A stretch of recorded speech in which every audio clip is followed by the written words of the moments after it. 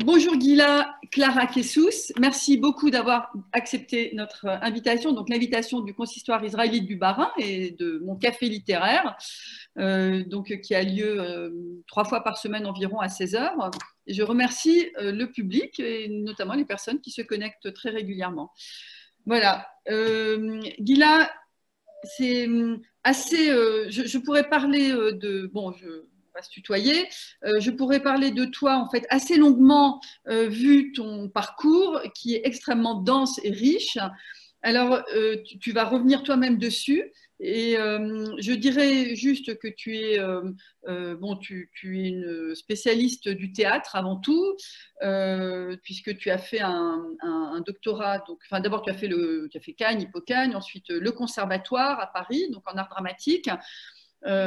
Tu as fait ensuite, et en cela c'est assez original, tu as intégré l'ESSEC, donc la grande école de commerce l'ESSEC, où tu as fait un MBA en management culturel, et tu es parti vivre ta passion pour le théâtre à Boston University, où tu as eu le privilège et la chance de travailler avec Elie Wiesel pendant plusieurs années. Et donc, voilà. Alors, avec Elie Wiesel, tu as travaillé sur ses pièces de théâtre, puisqu'Elie Wiesel est évidemment extrêmement connu, prix Nobel, écrivain. Il a écrit quelques pièces de théâtre qui, je crois, n'avaient pas été montées. Alors, si tu veux bien peut-être revenir là-dessus. Et ensuite, on parlera justement de l'importance et de la fonction en fait, du théâtre et de l'art dramatique dans la transmission de l'indicible, en l'occurrence de la Shoah. Après, on parlera d'une autre partie de toi. Voilà. Avec plaisir. Alors déjà, merci Gabrielle de me recevoir. C'est vraiment un bonheur de pouvoir intervenir sur un sujet qui m'est très très cher, c'est-à-dire la mémoire de mon maître à penser, Elie Wiesel, que j'ai eu la chance de pouvoir avoir comme directeur de thèse pendant à peu près 6 ans. Donc sur l'ère d'expertise que j'ai, à la base je suis comédienne comme tu l'as rappelé, j'ai fait le conservatoire et puis rapidement mon but c'était de vraiment donner la possibilité d'utiliser ces techniques théâtrales à des personnes que je considérais comme être légitimes, comme pouvant prendre la parole en public, devant un public sur scène. Donc des personnes qui auraient été victimes de souffrances, de traumas, en particulier des survivants de génocide.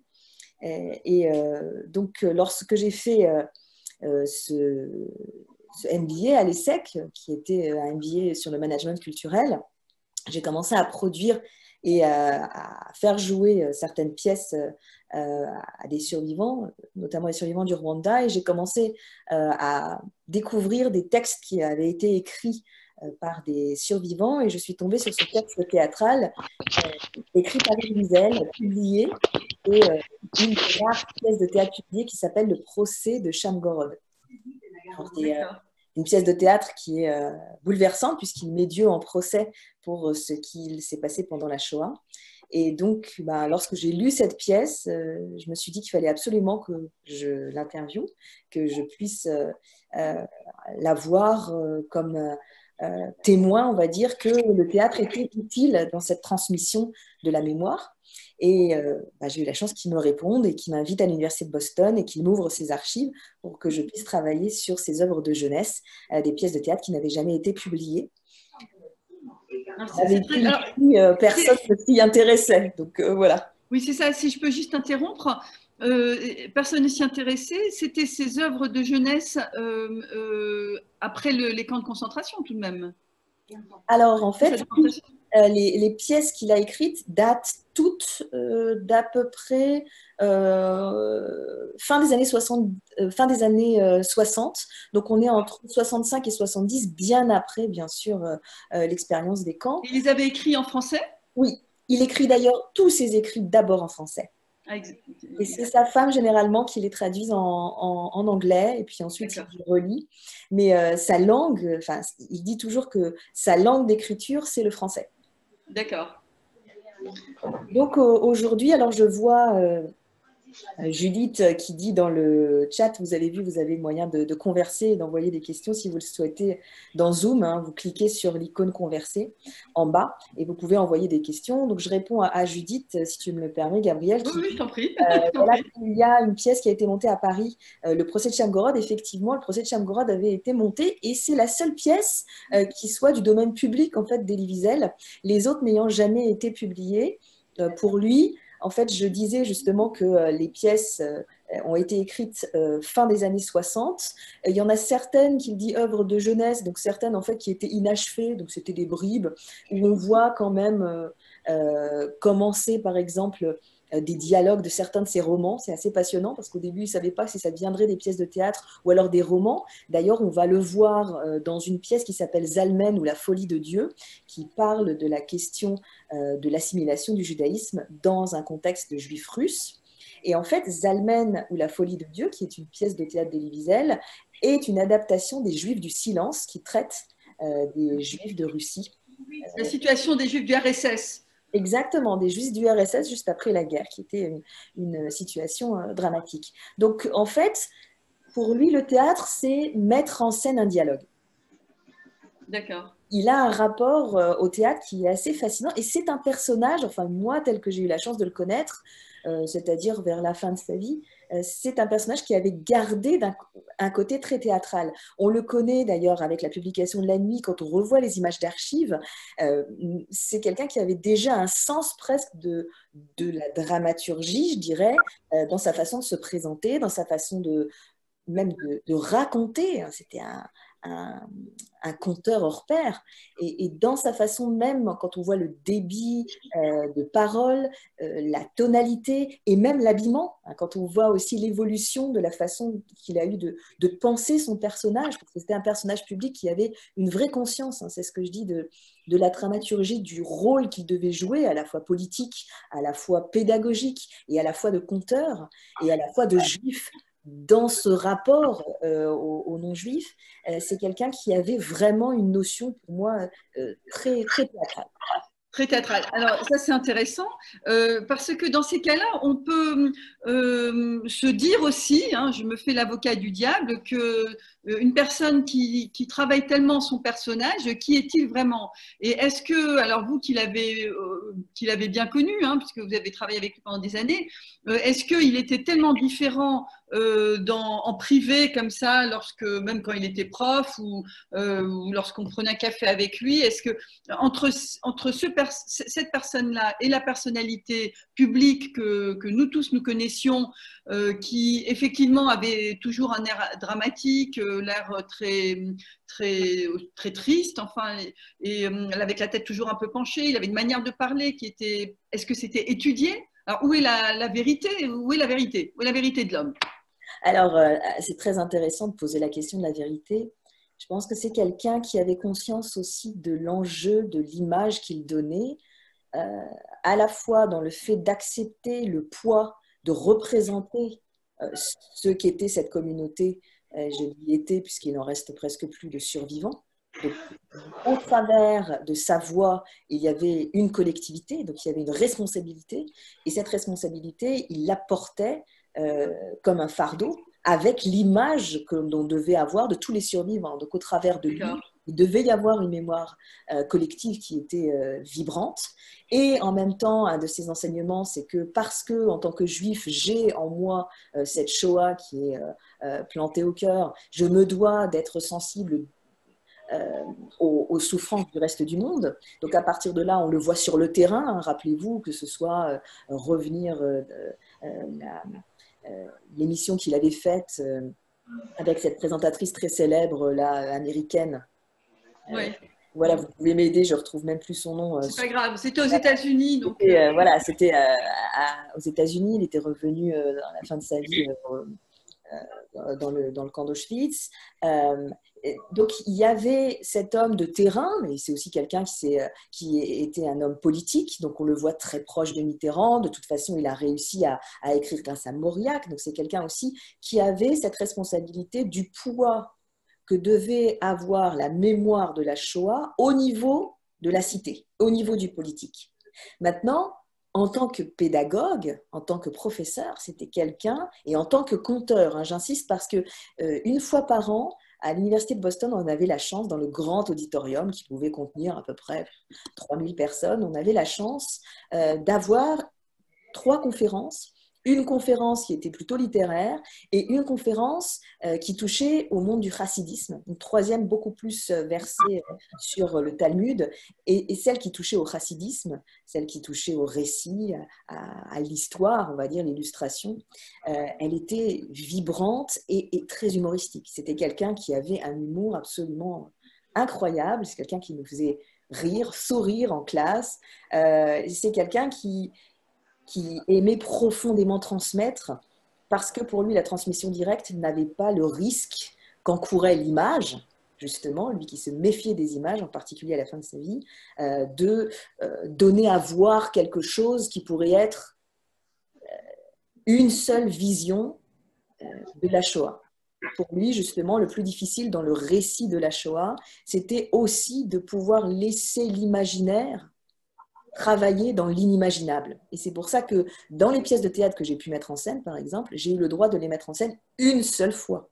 C'est-à-dire la machine commerciale derrière n'a jamais fonctionné.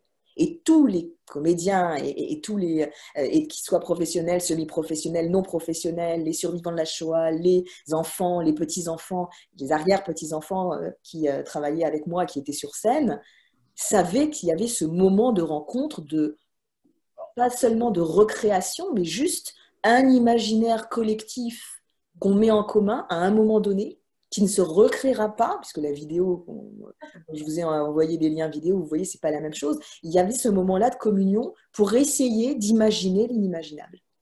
Et donc là, le vecteur théâtral, en fait, il reprenait à une échelle plus large ce qu'il cherchait à faire en classe, c'est-à-dire la transmission directe. Je ne comprends pas pourquoi est-ce que la machine commerciale n'a jamais marché avec les pièces de théâtre de Elie Alors Wiesel. quand je dis la machine commerciale n'a jamais marché, c'est parce que la machine commerciale n'était pas une question.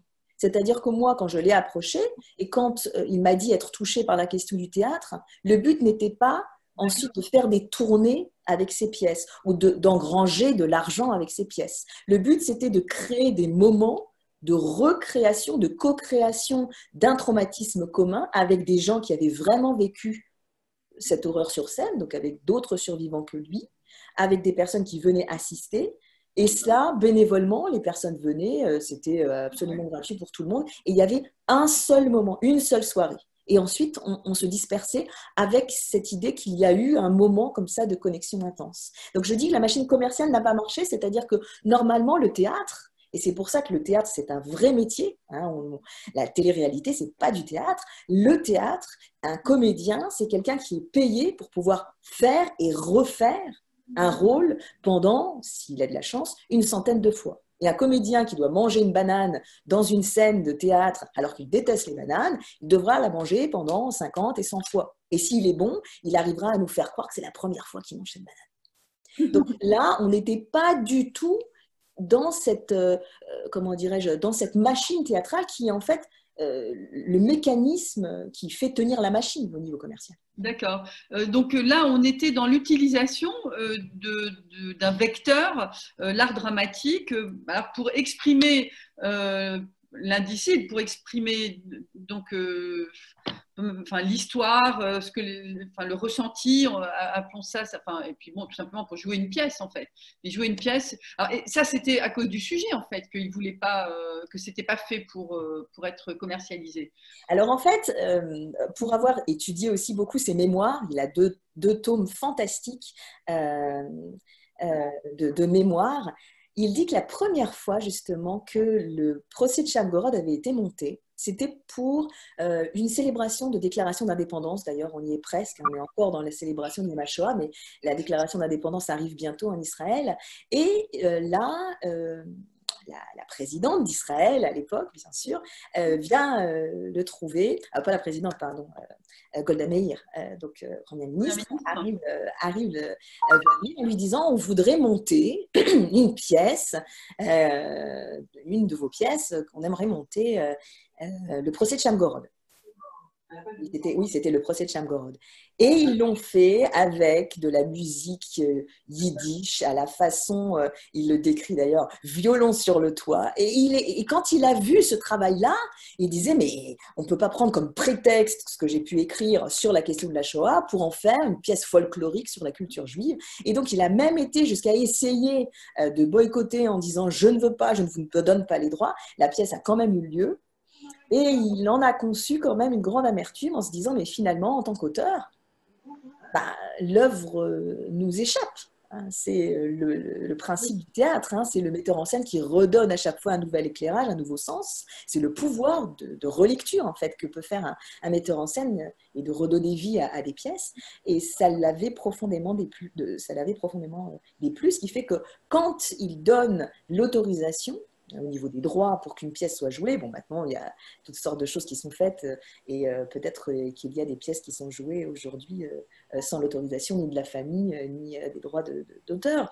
Mais quand on voulait être complètement aligné avec la pensée wiesellienne, et qu'on allait lui demander l'autorisation, c'est quelqu'un qui souhaitait vraiment que cette rencontre entre comédiens publics, donc c'est toujours la question de la fiction dans la Shoah, hein, c'est Roberto Benigni, c'est jusqu'où on peut aller pour essayer de faire prendre conscience aux gens de l'horreur, de l'indicible, sans se dévoyer et faire en sorte que le message perde, on va dire, de sa substance. Et c'est d'ailleurs un peu l'objet aussi de ce café littéraire, à savoir jusqu'où on peut proposer de la fiction pour que la personne comprenne, on va dire, l'importance et l'intensité du sujet. Alors, Zalman, tu l'as mis en scène à Boston. Est-ce que ça, donc en anglais, on peut le voir sur Internet. Donc voilà, j'ai pas trop envie de me risquer en fait à faire un partage d'écran avec le lien. J'ai peur de vous perdre tous parce que voilà.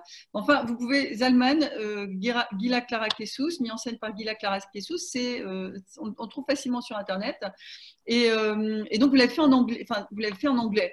Et effectivement, à la sortie de la pièce, il y a plein de gens qui étaient des juifs du RSS et qui disent qu'ils ont été très touchés par cette pièce, en tant qu'ils ont connu la Russie, c'était j'imagine, des anciens refusniks, qui disaient en fait que ça les avait touchés. Alors, est-ce que cette pièce, elle a déjà été jouée en France? Est-ce que c'est travaillé aujourd'hui? Est-ce que toi, ça t'intéresserait de faire jouer, voilà, de monter des pièces d'Elie Wiesel en France, hein, et pas uniquement aux États-Unis? Quel appel, bien sûr, j'officialise, bien sûr que ça m'intéresserait beaucoup de pouvoir mettre en scène une pièce d'Elie Wiesel aujourd'hui. Ça suppose bien sûr non seulement toute l'infrastructure, c'est-à-dire de trouver une scène qui veut bien nous recevoir. Ça suppose de travailler aussi à un casting. Ça suppose aussi de demander les droits. Zalmen, c'est une pièce un petit peu moins compliquée que les autres puisque c'est la seule qui se passe en URSS. Et je voudrais vous donner quand même quelque chose d'intéressant sur la genèse de cette pièce. Voilà, les Juifs du silence sont écrits et Elie Wiesel, en tant que bon journaliste, hein, puisqu'il est journaliste Oui, à la base, il est même, avant d'être journaliste, il est critique théâtral pour une revue sur le théâtre yiddish. Je veux le dire parce que c'est quelque chose d'important, justement, sur cette idée de théâtralité du personnage. Et donc Elie Wiesel se dit, mais comment faire en sorte que les Juifs du silence puissent avoir un impact, puisque à l'époque, il voulait alerter sur la situation terrible des Juifs du RSS. Et donc il dit, allez, je fais une pièce de théâtre, il adapte ce livre en pièce de théâtre, c'est ce qui donne Zalmen ou La folie de Dieu. Et il va, figurez-vous, proposer sa pièce de théâtre à Jean-Louis Barrault et Madeleine Renaud, qui a, oui. en disant, voilà, écoutez, moi j'aimerais pouvoir porter, à l'époque Jean-Louis Barrault est encore à la Comédie Française, j'aimerais vraiment porter cette parole-là. Et Jean-Louis Barrault lui répond, vous savez, la situation des Juifs en général n'intéresse pas vraiment. Et donc il repart, il sera très, très heurté par cette décision. Et c'est vrai que à partir de là, son rapport, on va dire, au théâtre va être sur, OK, la pièce existe, mais comment la rendre faisable? Comment réussir à toucher un public? Et il va se méfier des différentes représentations qu'il va... Ah oui, donc ça c'était peut-être les années 70. On était... Voilà, exactement. Là, Où on la est... parole, en fait, et l'expression de la Shoah, et l'expression artistique, littéraire même sur la Shoah n'était pas encore très prégnante, quoi, en fait. De toute façon, encore une fois, c'est ce que je dis, on ne parle pas de la Shoah. Mais c'est vrai que parce qu'il était fort de la nuit, enfin du succès qu'avait eu le livre, il se disait que peut-être que proposer de pouvoir alerter, puisque le monde a été touché par ce témoignage, proposer d'alerter sur la situation que les Juifs vivent encore aujourd'hui, on est dans les années 69, pourrait permettre non seulement à Jean-Louis Barrault de faire quelque chose d'actuel, mais de changer les choses au niveau politique. Et là, donc, il va se prendre une fin de non-recevoir de la part de Jean-Louis Barrault. Et ce qui est très intéressant de voir, c'est que dans ces années, on est fin des années 60, au début des années 70, on accepte la parole shoatique, donc on accepte de voir ces personnes qui reviennent au travers d'un roman documenté comme peut l'être La Nuit, mais seulement avec un vrai filtre chrétien, puisque rappelez-vous la préface de Mauriac, qui je vous conseille de la relire, parce que c'est quelque chose de très intéressant aussi sur l'acceptation de la parole des rescapés. C'est ce peuple juif qui a été crucifié parce que, en fait, c'est ce qui va permettre de seulement comprendre comment les réintégrer. Et d'ailleurs, Elie Wiesel s'en est toujours voulu, puisque c'est à partir de là que va commencer l'appellation Holocauste, avec les dangers et les risques, puisque l'Holocauste, vous savez que c'est un sacrifice par crémation. Et dire qu'il y a eu un holocauste, cela voudrait dire qu'il y a eu une mise en sacrifice d'un peuple par la crémation. Et cela, bien sûr, si, avec une lecture chrétienne, avec la capacité de dire derrière que ça a été dans un but d'expiation de péché ou dans un but en parallèle de ce qui a pu être fait au niveau christique. Donc voilà, toutes ces choses-là sont intéressantes, surtout sur, et c'est pour ça que je trouve le théâtre intéressant, sur des révélateurs de comment comprendre ou caser la parole des rescapés au niveau image. Et pourquoi est-ce que Elie Wiesel, à la fin de sa vie, se posait comment dire, comment bien dire, comment faire attention à ne pas mettre sur scène une représentation finie, laisser l'imaginaire encore du public. Et c'est pour ça que la lecture, par exemple, puisque je sais que vous vouliez qu'on parle aussi de bibliothérapie, la lecture, l'audio qui déconnecte pour ne travailler que l'écoute, avec bien sûr derrière tout le commandement du schéma Israël, est très très importante, parce que là, on n'est plus dans forcer à voir, mais beaucoup plus dans une représentation intérieure. Alors, merci beaucoup Gila Clara, et merci effectivement d'évoquer la suite sur la bibliothérapie. Alors ça, je trouve ça, c'est une des multiples cordes à ton arc, qui est donc la lecture en tant que comédienne, la lecture de livres audio, enfin, ce qu'on appelle couramment des livres audio, donc des livres qui s'écoutent et qui ne se lisent pas voilà, comme un livre qu'on lit, quoi, en fait. Et alors là, ça m'intéresse vraiment à plusieurs titres, parce que j'ai plein d'amis qui sont tout à fait voyantes, mais qui adorent lire des livres audio, alors ou bien lorsqu'elles sont dans la voiture, ou bien lorsqu'elles cuisinent ou elles tricotent, je sais pas quoi, elles font d'autres choses. Et très souvent, en fait, elle dit « Ah ben oui, j'ai lu tel livre, mais en fait, je l'ai écouté. » Voilà, moi, ça m'a toujours un peu interpellée. Personnellement, c'est quelque chose que j'ai jamais fait, mais que j'aimerais… Maintenant, je sais que tu en fais, ça va être l'occasion d'en lire. Alors, est-ce que la bibliothérapie, c'est-à-dire la thérapie par la lecture, ça t'est venu en fait par là, par l'audio, enfin par la lecture de livres audio? Comment ça c'est… Voilà. Question. Alors en fait, cette bibliothérapie, c'est pas du tout moi qui l'ai créée, hein. On est d'un grand mouvement maintenant de bibliothérapistes qui proposons des lectures. Moi, j'ai eu la chance de me voir proposer plus d'une vingtaine maintenant de livres à lire. Et il faut savoir qu'aux États-Unis, si ce n'est pas trop encore développé en France, aux États-Unis, un livre est avant tout best-seller en audio avant de l'être sur papier. En fait, au niveau Ah oui, américain, d'accord. comme on habite dans des endroits très éloignés du lieu de travail, eh bien, la façon de lire, c'est de mettre un CD dans la voiture et on lit et on écoute. Donc, il y a cette, on va dire, cette habitude aux États-Unis qui n'existe pas en France. En France, on commence seulement à s'y mettre et c'est quelque chose qui est intéressant. Et c'est vrai que on parle de bibliothérapie parce que se retrouver autour de paroles, se retrouver autour de récits, c'est finalement, on va dire, les fondamentaux de ce que c'est que le théâtre. Le théâtre, c'est avant tout la communion par l'écoute. Tout comme normalement doit l'être, je dirais presque une synagogue, hein, puisque normalement la synagogue, c'est on communie tout, on communie tous, on va dire, autour d'un chantre, autour La Khazan, ouais.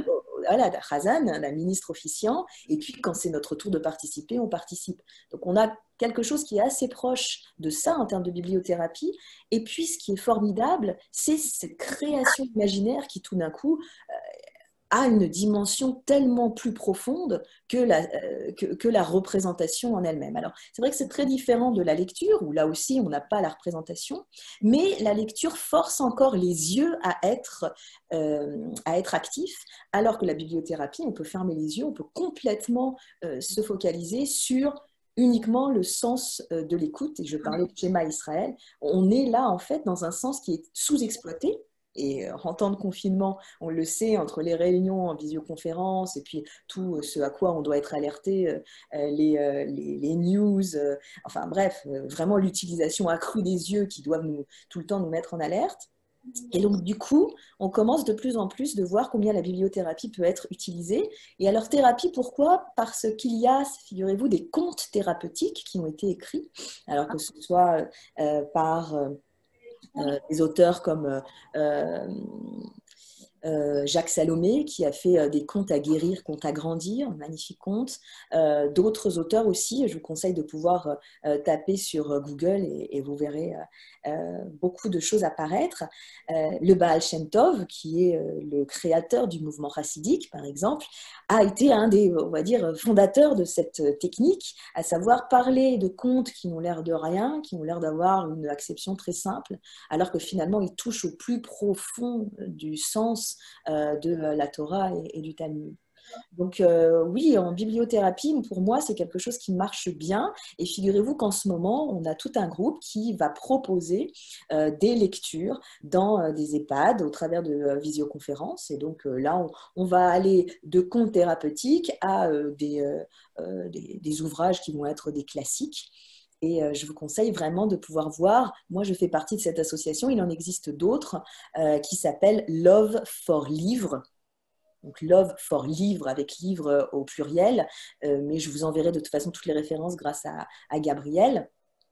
Et vous verrez que le travail qui est fait est assez important. On aide donc les personnes dans les EHPAD, on aide les personnes soignantes aussi, en leur proposant non pas une méditation, mais justement de pouvoir se déconnecter du travail par l'écoute. Et on se rend compte qu'il y a une régénération, on va dire, de toute la capacité de concentration qui se fait. Donc le schéma Israël, il est là aussi. Une, une régénération de la capacité de concentration par l'écoute, c'est-à-dire en utilisant l'écoute de contes, quoi, en fait. Exactement, parce qu'il y a déconnexion du quotidien, il y a concentration sur un sens qui est sous-exploité, et donc à partir de là, il y a un travail aussi au niveau de la respiration. C'est ce que je vous disais, c'est un peu l'équivalent d'un exercice de méditation, parce qu'on se concentre sur quelque chose d'interne, plutôt que d'être tout le temps en alerte sur quelque chose d'extérieur. Là, on va se concentrer sur quelque chose en interne. Les images qui vont nous venir, je pense par exemple à des histoires, hein, très belle histoire de résilience que Boris Cyrulnik utilise avec un éléphant. Ben, l'éléphant que moi je vais avoir en tête, il ne va pas être le même que celui que vous allez avoir en tête. Donc, c'est vraiment à la personne de créer sa propre image. Et dans cette création, il y a justement un calme qui va apparaître au niveau de la respiration, au niveau de l'oxygénation du cerveau, au niveau vraiment de tous les sens. Et c'est quelque chose qui permet justement, on va dire, la avoir des paliers de décompression, en particulier dans des périodes de stress intense. En fait, c'est très intéressant parce qu'en vous écoutant, je me rends compte que forcément, on utilise beaucoup le conte pour les petits-enfants qui ne savent pas lire avant qu'ils sachent lire. Et par exemple, effectivement, j'ai l'image, on les met en rond avant, on lit une histoire pour calmer tout le monde, et puis ensuite il y a la sieste ou bien au lit, quoi.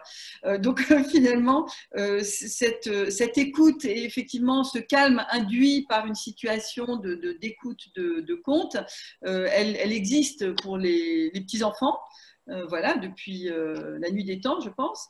Et on n'a jamais vraiment pensé, en fait, enfin là maintenant, avec les livres audio, finalement, c'est un petit peu la même idée, quoi, en fait. Oui, c'est la même idée. Et au tout début, moi aussi, je pensais que c'était réservé à une population qui avait des déficiences visuelles, donc qui devait passer par là pour prendre connaissance d'un livre. Et pas du tout, vraiment, pour des personnes qui sont en très bonne santé. Ça permet vraiment de développer une autre façon de se connecter à soi avant de pouvoir se connecter à une histoire extérieure, de vivre soi certaines, on va dire, certaines aventures. Et je trouve que c'est quelque chose qui est assez efficace. Oui, tout à fait. C'est quoi le dernier livre que vous avez lu? Alors, j'ai lu 2 derniers livres qui sont sortis il y a… Alors, le dernier, il y a 2 mois. Pardon, l'avant-dernier, il y a 2 mois. Et le dernier, il y a 20 jours. Et 2 sur la question de la femme. Alors, il y a 2 mois, c'est Sheryl Sandberg qui a écrit son livre En avant toute, il y a maintenant quelques années, peut-être 3-4 ans.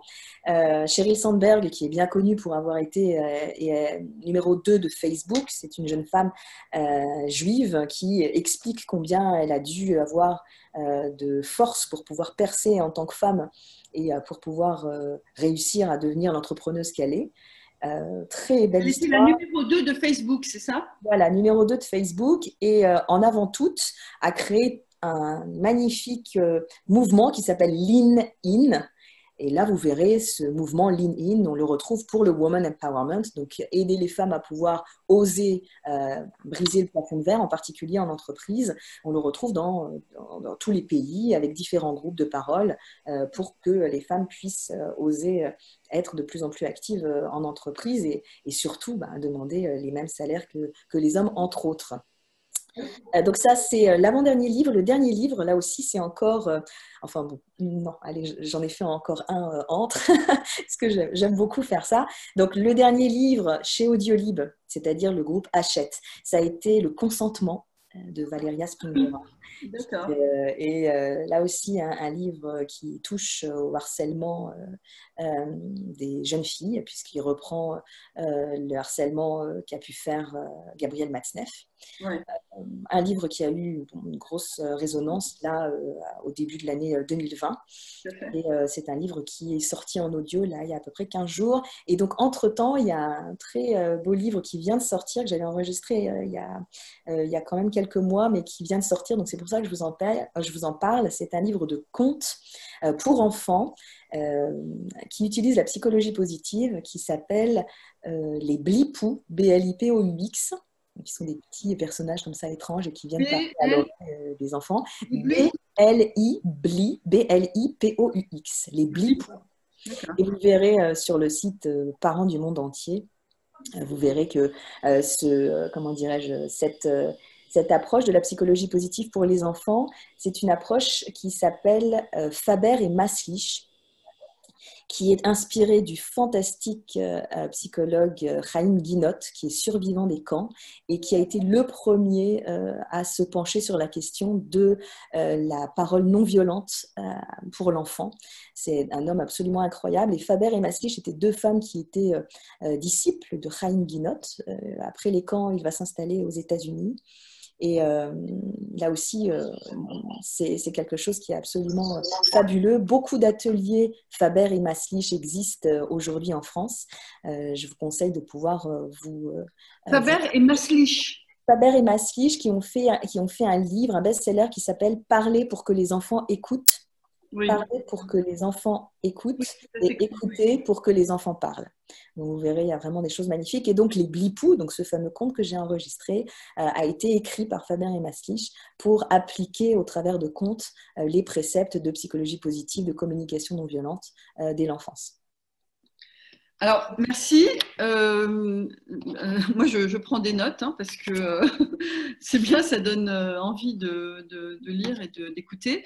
Et ça permet de rebondir peut-être encore un petit peu aussi sur une autre partie de ton travail et surtout de ta formation qui, en fait, après a été, après le théâtre et parce que tout ça en fait sens en fait, hein, tout se recoupe. Donc puisque tu es devenu et tu as écrit un livre aussi, tu es devenu coach certifié et tu as écrit non, d'abord tu as étudié la psychologie positive. Voilà, ça c'est intéressant. Avec Tal Ben-Shahar à Harvard, n'est-ce pas? Exactement. En fait, ce qui est étrange, Alors, c'est oui, que alors en quoi est-ce que ça a été révolutionnaire?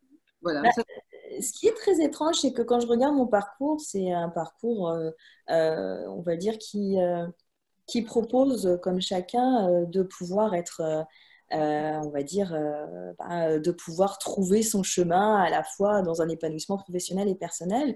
Et c'est vrai qu'à un certain moment, on va dire, survivre avec le poids des témoignages que j'ai recueillis, puisque j'en ai recueilli quand même pas mal, euh, de survivants de la Shoah, c'était quelque chose qui était très dur pour moi. Et donc, c'est posé la question du bonheur.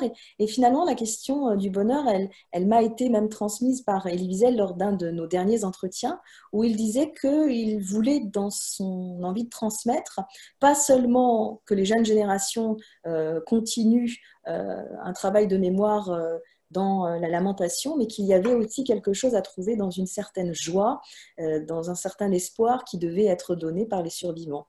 Et donc, je me suis penchée sur cette notion de bonheur à l'université d'Harvard lorsque j'ai commencé mon cours théâtre et droits de l'homme.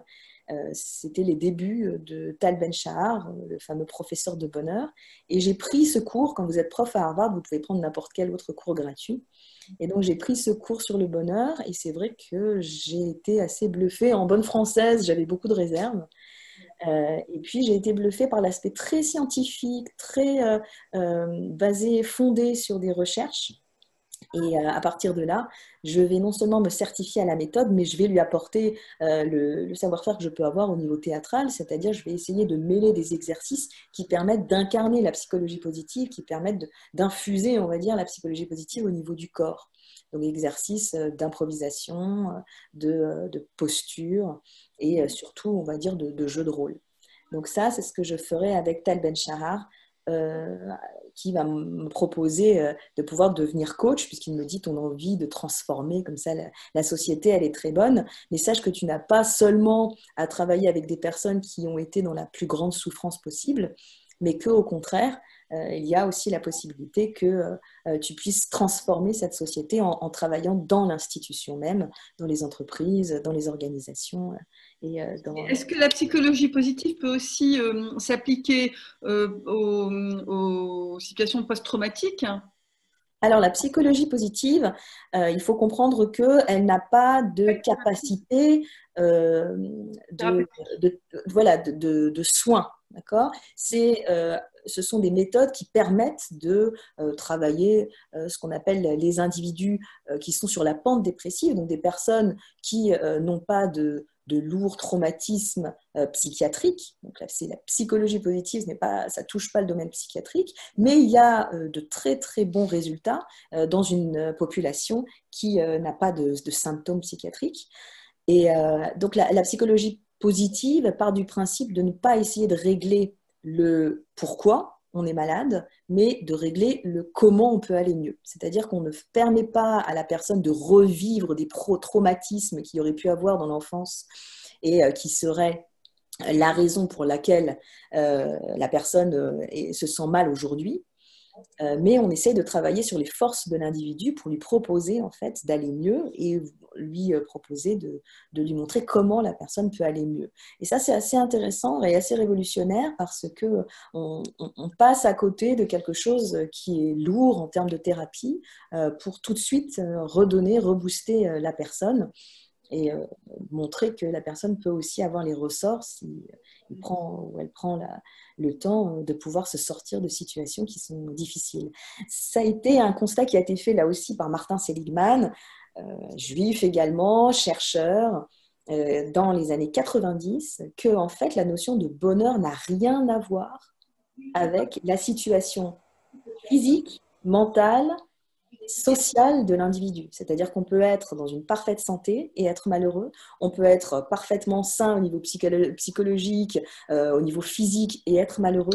On peut être extrêmement riche et être très malheureux. Et donc, une fois qu'il y avait eu ce qu'on pensait être des facteurs qui permettaient d'emblée de pouvoir prétendre à un certain degré de satisfaction, il s'agissait de comprendre comment les personnes qui se disent heureuses déploient de force et de talent pour pouvoir essayer de comprendre leurs mécanismes internes. Ça, c'est assez intéressant.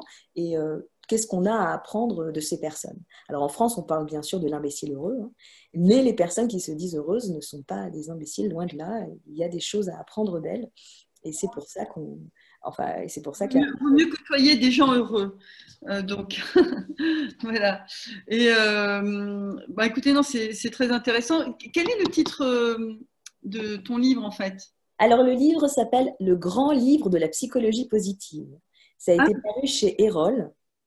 d'accord, Et j'en suis co-auteur avec Bruno Adler, un autre élève de Tal Ben-Shahar.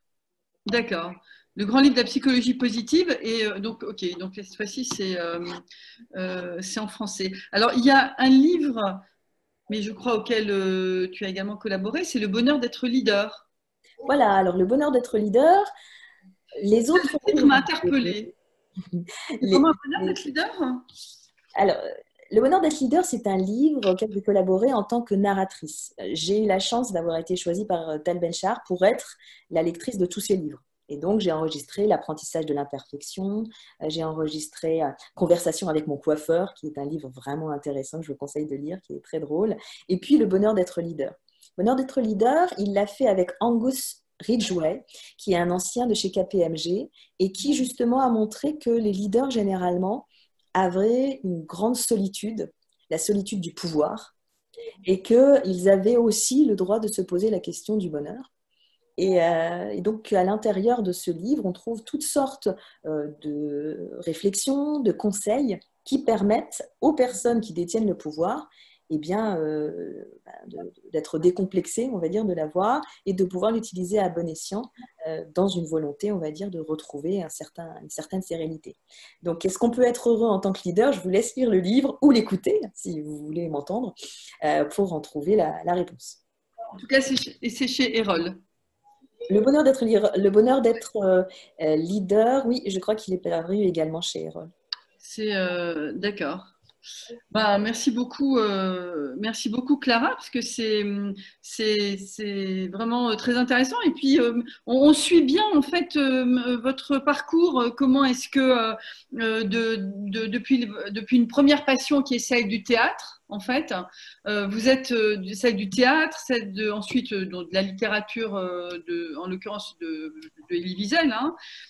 Comment est-ce que ça vous a amené et d'une part à étudier et à approfondir les sensations, les émotions donc tragiques, donc voilà, et l'impact ou plutôt l'utilisation de l'art dramatique dans cette transmission en fait, hein, dans la transmission de quelque chose de dramatique et tragique. Et comment, à partir de là, vous êtes allé à vous intéresser au bonheur? Bon, j'imagine aussi que le fait d'avoir été à Boston et donc de connaître l'époque où Tal Shahar a fait effectivement a sorti son livre sur le bonheur, sur la psychologie positive et qui avait fait qui avait eu un retentissement très très fort, en tout cas quand il était sorti. Ça a dû aider, mais on suit bien votre parcours et donc je pense que vous allez bien là. Merci. Mais je vais bien quand je suis bien entourée. Là, j'ai la chance que vous m'ayez invitée et puis je vois des visages que je connais, je vois des visages bienveillants, je vois des gens qui sont intéressés par ce que je dis. Donc oui, bien sûr, je vais très bien. Moi, ce qui me bluffe en fait dans le parcours que je peux avoir, c'est surtout le nombre de juifs. Le nombre de rescapés de la Shoah, parce que par exemple Tal Ben-Shahar dit bien qu'il s'est intéressé à la psychologie positive parce que ses grands-parents étaient survivants. Quand on voit aussi la question de Seligman, par exemple, qui a été le premier à inventer l'expression psychologie positive, il parle tout de suite de la question de la Shoah. Et je pense qu'en fait, et ça qui est intéressant dans cette idée du mal qui a pu être révélé dans l'horreur de la Shoah, et Elie Wiesel le disait souvent, c'est aussi cette possibilité de l'existence de l'opposé, puisqu'en fait, s'il existe autant d'horreur, c'est qu'il doit bien exister aussi une certaine beauté de l'humanité. Et il a fait un livre, Elie Wiesel a écrit un livre absolument magnifique qui s'appelle Une irrésistible envie de danser. Ah Et oui, exact. voilà, dans lequel il décrit en fait cette incroyable volonté qui ressemble un peu à ce que les frères Schlegel disaient lorsqu'ils décrivaient le romantisme. Hein. C'est cette envie incroyable qui nous pousse à aller vers quelque chose qui est plus grand que nous, dans une volonté de passion, de pouvoir aimer la vie et de pouvoir mieux comprendre les choses.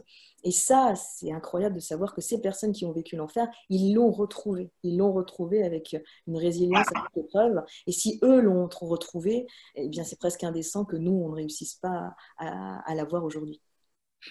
C'est effectivement, je ne sais plus qui disait que le bonheur, c'est la politesse, enfin pas le bonheur, mais disons, on peut se dire que être heureux, c'est une forme de politesse aussi. Hein. Euh, voilà, lorsqu'on vous dit comment ça va, si vous répondez ça va mal, est-ce que c'est de l'impolitesse? Bon, la personne est franche, voilà, mais ça ne se dit pas trop en fait. Hein. On n'aime pas trop exprimer son malheur directement, ou en tout cas son ressenti malheureux. Oui, enfin ça dépend, hein, ça dépend qui. Déjà, on va dire que quelquefois se plaindre est de bon ton aussi socialement, se plaindre tous ensemble, quelquefois ça fait beaucoup de bien. Oui, Puis, voilà, on essaye un peu de surtout en taper sur France, la ouais. même chose, ça peut être pas mal. Et puis surtout, être malheureux veut dire être intelligent, surtout dans une société, on va dire, un peu francophone, où plus on est torturé, plus on est en symbiose hein, avec le malheur du monde.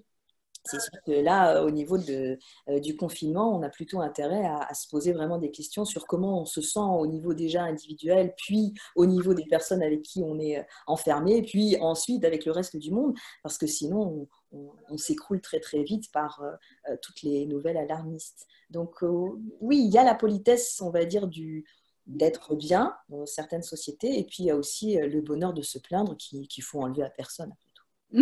Exact, le bonheur de se plaindre. Excellente conclusion.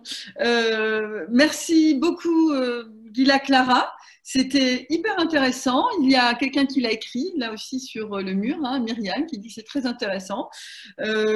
C'était très bien aussi parce que, alors qu'on n'est pas forcément parti sur de la littérature, en fait, il y a eu plein de titres de livres qui ont été cités. Je m'en réjouis et sachant que l'émission et enfin la réunion Zoom est enregistrée, donc ceux qui n'ont pas pu noter les livres, eh bien, ils pourront écouter voilà, l'enregistrement. Et puisque ça, il y a plein de livres du coup qu'on a envie d'écouter pour certains et d'autres, en tous les cas, de lire. Et vraiment, merci beaucoup. Peut-être un dernier mot sur vos projets. Et je vais rendre ensuite. Alors, un dernier mot à mes projets. Il faut rendre à Strasbourg ce qui est à Strasbourg. Je serai à Limoud, Strasbourg, ce dimanche. Donc, il faut quand même que je salue Ah oui, bien sûr. voilà, voilà, votre Le région. Limoux de Strasbourg qui devait avoir lieu normalement le 17 mai. Et donc là, il va avoir lieu ce dimanche, hein, c'est ça? Exactement. Ce dimanche, je vous conseille de pouvoir regarder sur Facebook, sur le site. On a un beau programme. Moi, j'interviendrai à 15 heures sur le livre, donc le grand livre de la psychologie positive, et ils nous ont mis comme titre « Gardez le sourire, restez chez vous ». je trouve que c'est assez sympa. Très bien. Et puis dimanche aussi 17h30, cérémonie de la Shoah pour le camp des 1000. Là, c'est le camp qui est le seul encore entier et qui a été un camp avant la déportation, un camp qui a emprisonné de très grands artistes. Et donc là, je crois qu'il y avait d'abord des prisonniers espagnols, des républicains espagnols, et ensuite beaucoup de femmes intellectuelles. Femmes intellectuelles, grands artistes aussi. Et ensuite, bien sûr, des familles juives en attendant la déportation. Et donc, c'est un lieu absolument fantastique parce qu'ils font un travail incroyable pour comprendre le mécanisme de la montée des extrémismes et de déconstruction de ce qui peut se passer dans les appels à la haine. Et donc là, j'interviendrai dimanche à 17h30 sur les enseignements d'Elie Wiesel pour une mémoire d'aujourd'hui et de demain. Donc ça, ce sera quelque chose. 17h30. Et donc, pour Limoud, c'est sur une page Facebook. Il y a Limoud sur Facebook Strasbourg. Limoud Strasbourg, voilà, exactement, à 15h. D'accord. Alors, il y a plein de messages très sympas qui remercient, qui étaient très contents de la réunion, donc tant mieux. Donc, je vous dis aussi, alors, pour la prochaine réunion, c'est ce vendredi à 16h, de nouveau. Donc, pas demain jeudi, mais ce vendredi. Et ça sera avec Yair Benaïm, qui est un violoniste et chef d'orchestre israélien, mais qui vit à Paris depuis 20 ans, qui a fondé l'Open Chamber Orchestra, qui s'est donné pour mission de faire connaître des compositeurs juifs oubliés, qui ont été oubliés à cause de la Shoah. Voilà, donc des compositeurs et musiciens juifs qui étaient d'origine ou berlinoise, hongroise ou de Lettonie, je crois bien, qui ont réussi à fuir l'Europe juste avant la guerre en Palestine, qui ont poursuivi ensuite en Palestine une carrière de musicien, mais qui n'ont jamais retrouvé l'aura et la puissance et la notoriété qu'ils avaient avant, et qui sont aujourd'hui plus du tout joués en Europe, alors qu'ils sont relativement connus quand même, enfin ils sont connus en Israël, mais pas du tout en Europe. Et Yair Benaïm s'est donné pour mission avec l'Open Chamber Orchestra, qui a déjà eu pas mal de représentations à Paris avec un très bon succès d'estime. Il s'est donné pour mission de faire connaître ses compositeurs. Voilà, ça sera très intéressant et il y aura des musiques. Voilà, merci beaucoup Gila, et vraiment à très bientôt, déjà ce dimanche. Et puis à bientôt à Strasbourg, j'espère, on aura l'occasion de vous réinviter, ça c'est sûr. Amen. Merci Gabrielle, et merci à vous tous. Merci. Au revoir à tout le monde, et à vendredi. Voilà. Merci beaucoup. Allez, on va dire au revoir à tout le monde. Au revoir. Voilà, au revoir tout le monde. C'est super, je vois, il y a plein d'amis, plein de gens sympathiques. Effectivement, on est dans une bonne ambiance bienveillante, comme tu l'as dit, Gila, c'est très sympa. Voilà. Allez, à bientôt sur Zoom. Au revoir.